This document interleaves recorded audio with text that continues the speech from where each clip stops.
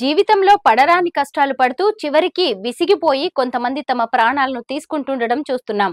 కానీ రోబో ఆత్మహత్య చేసుకోవడం అనేది ఇప్పటిదాకా లేదు. యావత్ ప్రపంచమే ఈ విషయం తెలిసి నివ్వెరపోతోంది. ప్రపంచంలోనే తొలిసారిగా దక్షిణ కొరియాలో ఒక రోబో ఇటీవల ఆత్మహత్య చేసుకున్న ఘటన వెలుగులోకి వచ్చింది. గుమి నగరంలోని సిటీ హాల్ ఆఫీస్లో ఉద్యోగిగా విధులు నిర్వహిస్తున్న ఒక రోబో ఉద్దేశపూర్వకంగానే 2 మీటర్ల పొడవున్న మెట్ల మీద నుంచి దూకింది. ఏమాత్రం కదలికలు లేని స్థితిలో దాన్ని గుర్తించారు. తనను తాను అంతం చేసుకునే ముందు రోబో విచిత్రంగా ప్రవర్తించిందని, ఒకే చోట అదే పనిగా గుండ్రంగా తిరిగిందని ప్రత్యక్ష సాక్షులు తెలిపారు. అధిక పనిభారం లేదా యంత్రంలో సాంకేతిక లోపం వల్ల ఇలా జరిగి ఉండవచ్చని నిపుణులు అనుమానిస్తున్నారు.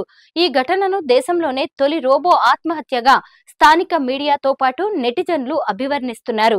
అయితే ఈ ఘటనను ఆత్మహత్యగా పేర్కొనడం నమ్మశక్యంగా అనిపించడం లేదని చాలా మంది అంటున్నారు.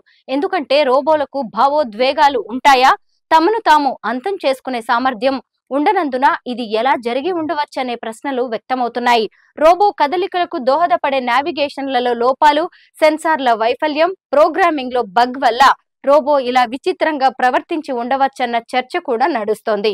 రోబో సూపర్వైజర్ గా అందరూ పిలిచే ఆ యంత్రం 2023 ఆగస్టు నుంచి సేవలు అందిస్తోంది. ఆదర్శ ఉద్యోగిగా పనిచేస్తూ అందరి ప్రశంసలు పొందుతోంది.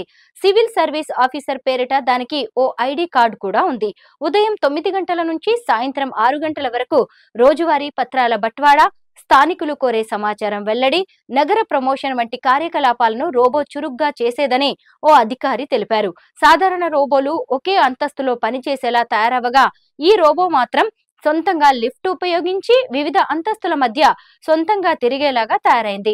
ఈ ఘటన నేపథ్యంలో ప్రస్తుతానికి మరో రోబో సేవలను వినియోగించే ఉద్దేశం లేదని గుమిలోని సిటీ కౌన్సిల్ తెలిపింది. కాలిఫోర్నియాకు చెందిన రోబో వెయిటర్ స్టార్టప్ సంస్థ బేర్ రోబోటిక్స్ ఈ రోబోను తయారు చేసింది. రోబో తనను తాను అంతం చేసుకోవడానికి దారితీసిన పరిస్థితులపై దర్యాప్తు చేస్తున్నట్టు ఆ కంపెనీకి చెందిన ఓ అధికారి చెప్పారు. ముక్కలైన రోబోను సేకరించామని, ఇందుకు సంబంధించిన సమాచారాన్ని విశ్లేషిస్తామని వివరించారు. ప్రపంచంలోకెల్లా దక్షిణ కొరియాలోనే అత్యధికంగా రోబోలను వినియోగిస్తున్నారు. ఇంటర్నేషనల్ ఫెడరేషన్ ఆఫ్ రోబోటిక్స్ ప్రకారం దక్షిణ కొరియాలో ప్రతి 10 మంది ఉద్యోగులకు ఒక పారిశ్రామిక రోబో పనిచేస్తోంది.